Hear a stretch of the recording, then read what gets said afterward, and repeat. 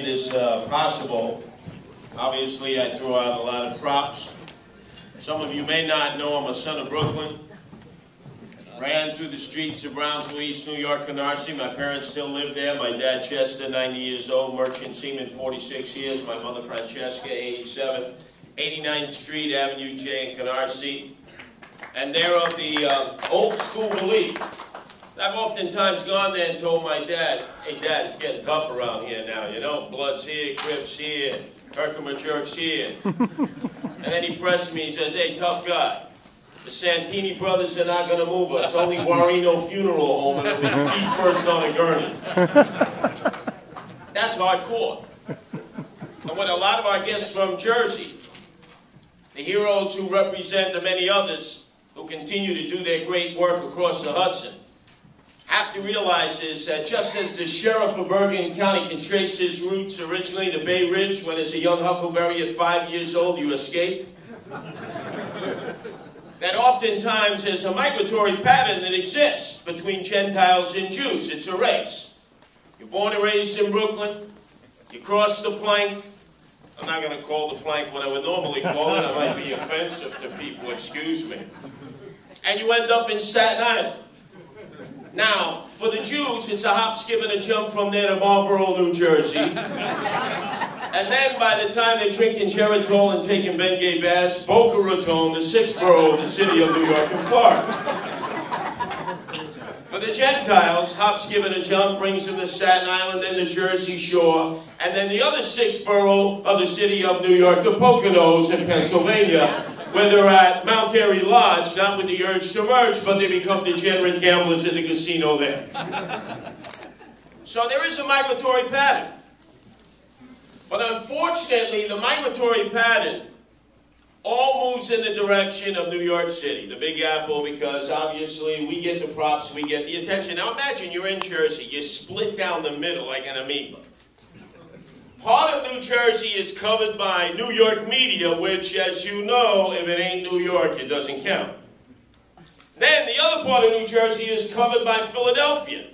So if it ain't 24 people cut down in a drive-by shooting in Camden, the worst city per capita in terms of violent crime in America, it doesn't count. So you end up having a degree of lower self-esteem just by claiming that you're from New Jersey. Understand this? I mean, look at it. The Giants, who are going to beat the New England Patriots again, the Brady Bunch, in Indianapolis. They don't play in New York. They play in Jersey. They train in Jersey. They live in Jersey, but they're called the New York Giants. So El Jefe, Chris Christie, the governor, says, hey, we're going to win, right? Let's have the parade in downtown Secaucus. And what does everyone in New York say? Bronx cheer. Down through the Canyon of Heroes. So the mayor, naturally, he's going to play Solomon, Mense, Poco. We'll have a parade in Secaucus and a parade through the Canyon of Heroes. I might add, what about the freaking parade for the heroes coming back from Iraq and Afghanistan, huh? I've heard some promos before on the New York Giants.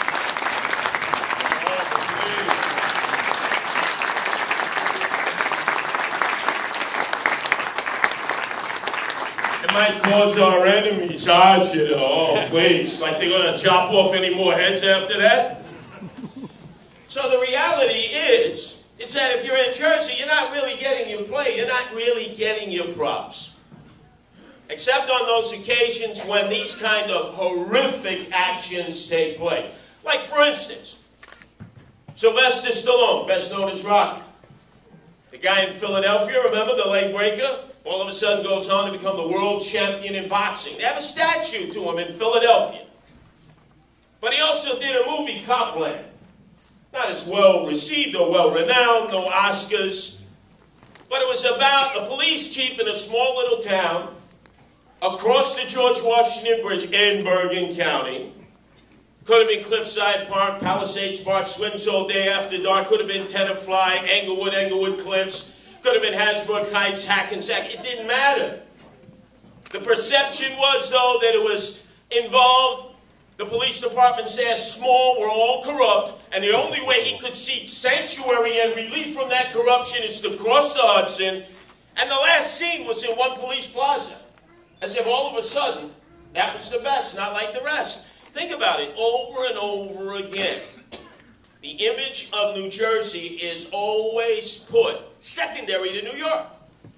And yet, if you're a cop and you're dodging bullets there from the Uzi-toting, toe-sucking, psychopathic killing machines, do you think it's any different than dodging bullets here? Do you think the cops and members of law enforcement are any less brave? Do you think the members of the sheriff department who have to deal with the cretins with chromosome damage who are in the prisons have any better a time with their prisoners than we have with our prisoners on Rikers Island? Of course, it's the same. But it's the amount of attention and recognition that completely varies. That's why what you're doing here tonight is so special, because rarely, if ever, do we reach our hands across the Hudson and recognize those noble men and women who do exactly what our law enforcement and public safety agents do 24/7, 365 days of the year here in the 5 boroughs of the city of New York. So it's especially significant because your community here understands. If you're a Jew there, if you're a Jew here, if you're a Jew in Israel, if you're a Jew in Uzbekistan, Kazakhstan, Turkmenistan, you're a Jew and you're a target because of your faith and your faith only. So there's solidarity. And these men and women need to be applauded for that, because they understood that too. As the sheriff pointed out, he said, in addition to all my daily responsibilities, we have a responsibility to make sure that no Jew has to literally hide or feel like history is repeating itself. And they came forward in the most noble of ways. Now, this recognition came from where? Brooklyn, Borough Park, Flatbush. This recognition came from elected officials representing the city of our birth.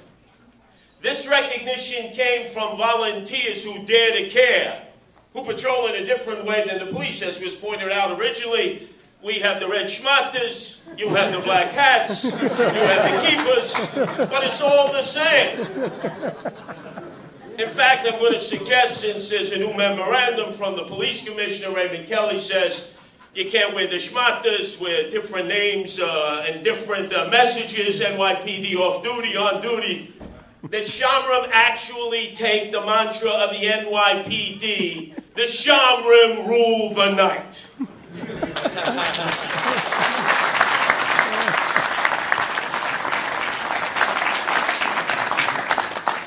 And let me make mention of that work, because recently my dad, at the age of 89, had three strokes. And it didn't knock him for a loop, but the third one almost knocked him down for the count. He was almost room temperature, 6 feet under in a pine box. And all of a sudden, an emergency call went out. There were no meat wagons, no ambulances available. The only ambulance in the area ready to take the call was Hatzola.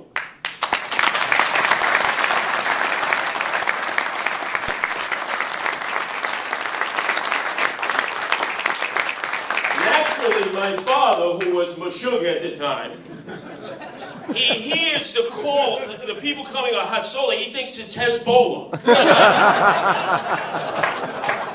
He's ready to fight him. No one's going to take me. I'm telling him, Dad, it's Hatzola. It's the Jewish volunteers, it's their ambulance. My mother, Francesca, who was getting very nervous, she was soiling herself, she was so nervous. She goes, "Well, we don't have a picture of any Jews in the house.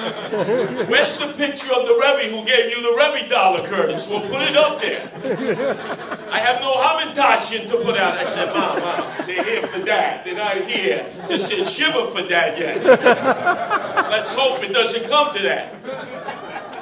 Now, they had a choice, right? Bring him to Brookdale. That was the closest hospital. Over my dead body. Trust me, I've been in Brookdale many times. They took him to Maimonides in Borough Park. and they reversed the stroke. And the care was magnificent. Now my dad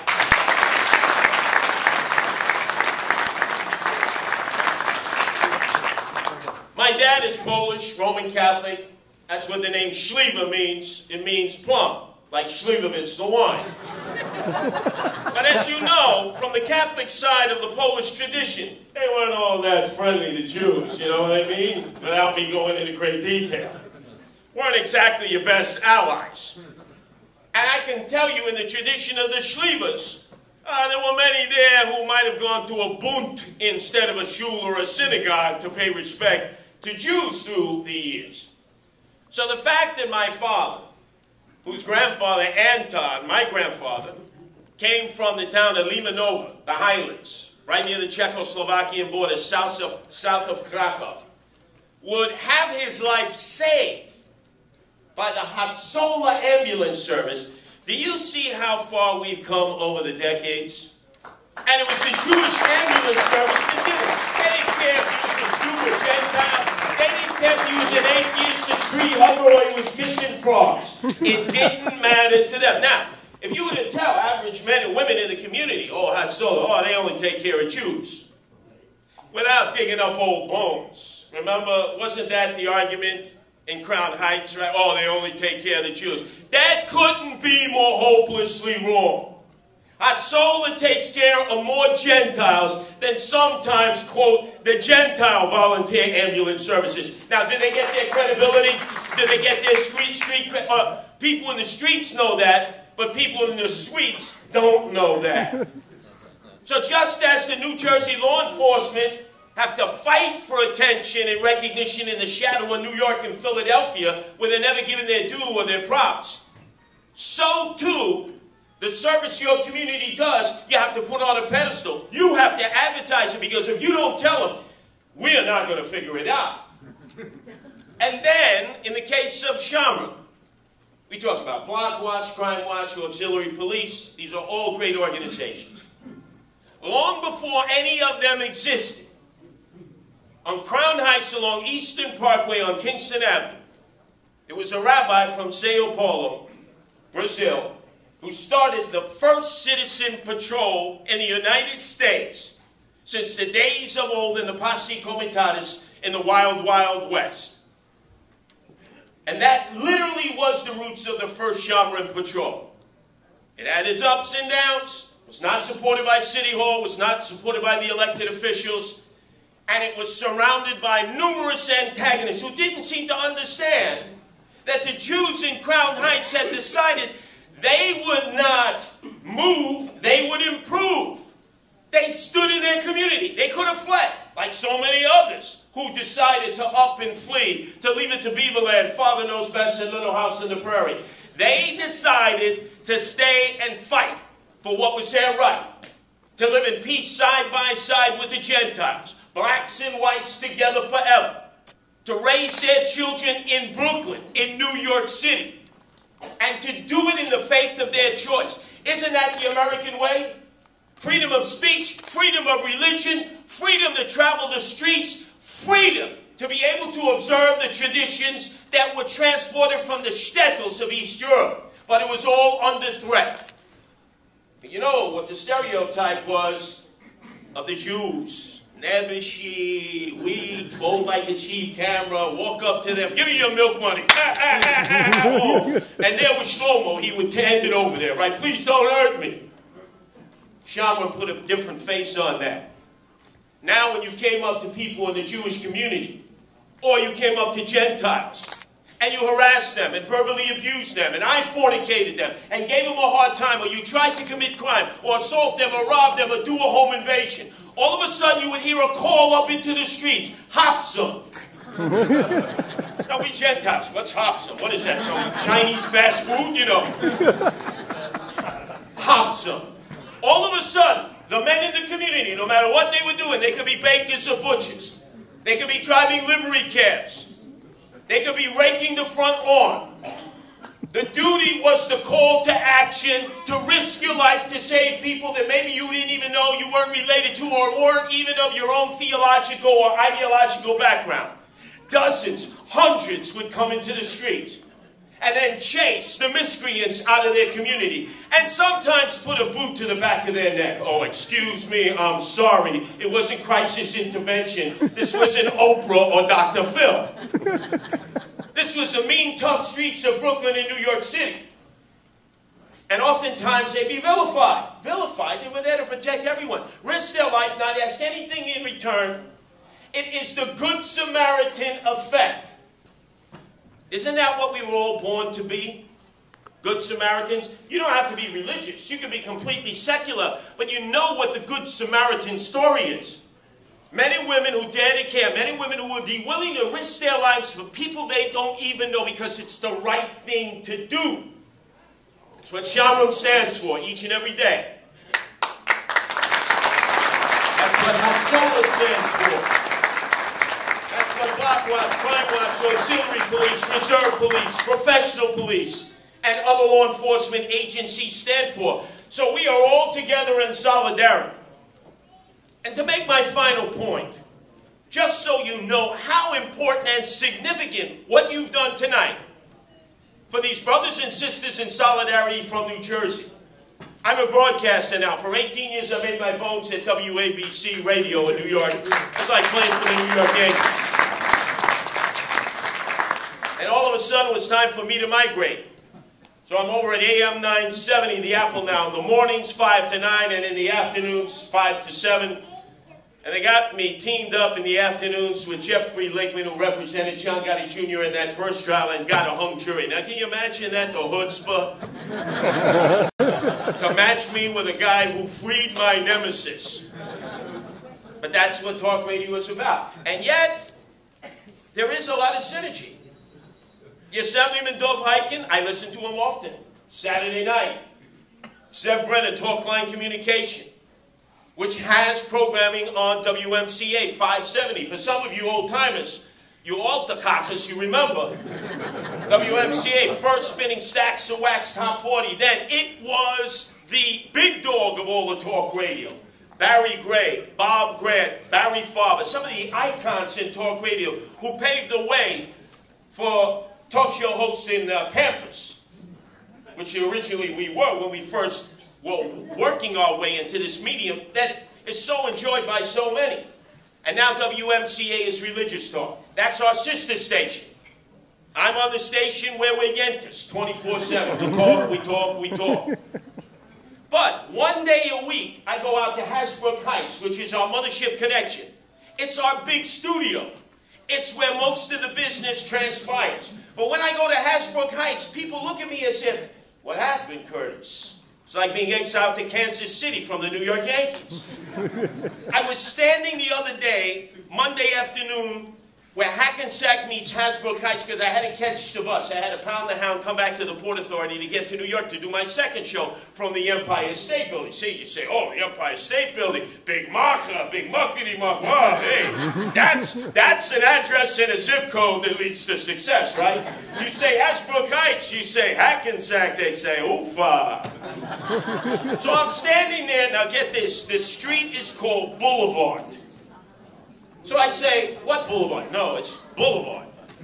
You mean I got to catch the 163 bus, 164 bus to Union City to the Port Authority on Boulevard? They didn't even have enough paint left on the sign to give the name of what boulevard it was. But you see the perception.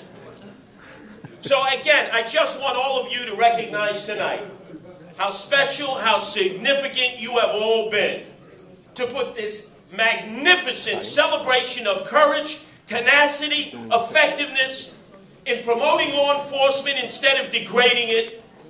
And on this night, Brooklyn shines in solidarity with Bergen County because we may have slept